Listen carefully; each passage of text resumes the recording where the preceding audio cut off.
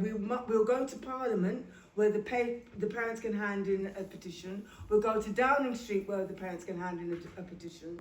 And we'll march through London, but we will start where the fire happened. Now when I look back, none of us at that time realised we would be marching for 7 hours. I mean, we're in the moment, aren't we? Yeah, that's what we're going to do. But our major aim was to disrupt, that we wanted to show that we were not really going to put up with what had happened. And so our major aim was disruption. And the only way we knew how to disrupt was to have a march on a working day, on a Monday in London, where you would absolutely make chaos in the city. So by marching through the city, you were going to cause absolute mayhem. I was on the delegation that met with the police at the time. We met at Brixton Police Station. I remember Commander Polkinghorne. And they would say, you can march all you want, but you can't cross Blackfriars Bridge. Yeah. You can start down at Fordham Park, past Falls 39, march through Lewisham, come up to Blackfriars. But there is no way you are crossing that bridge and disrupting the City of London. And we said, no, that's what we're doing. No, we're marching. That's exactly what we're doing.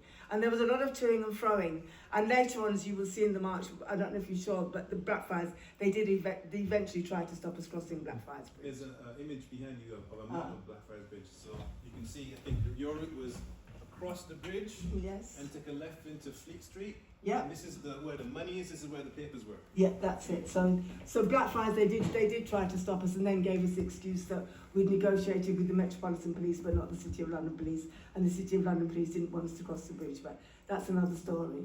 So that's really kind of the background to the march. But what Steve's film doesn't show, and it is the kind of, the march didn't just, people weren't angry and decided to march. There was huge political organisation that went into that march.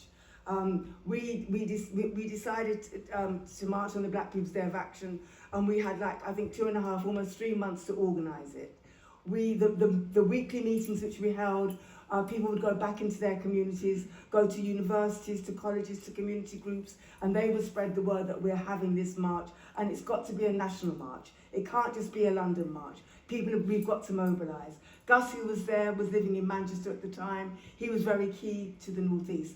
But Darcus in particular, who was, in Linton's word, the key mobiliser for the Black People's Day of Action, he went to every black community in England. He went to Bristol, to Manchester, to Liverpool, to Birmingham, and he addressed meetings, and people would organise meetings for him to speak, and the message was, we have to show this Black People's Day of Action is serious. We need to get thousands of people on it, and we need to show the authorities that really what has happened at New Cross, and really the historical grievances that many of us had to be addressed and had to be taken seriously.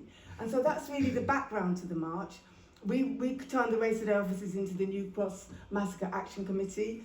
Because of the feeling within the community, we didn't have to go out and say, you need to march. People would contact us.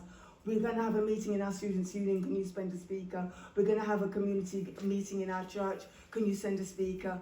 People would contact us, and we would go out and we would say why it was important that this Black People's Day of Action was successful, and that we had to show the New Cross fire was really the step that was too far for the black community as it then existed for Britain's black community at that time.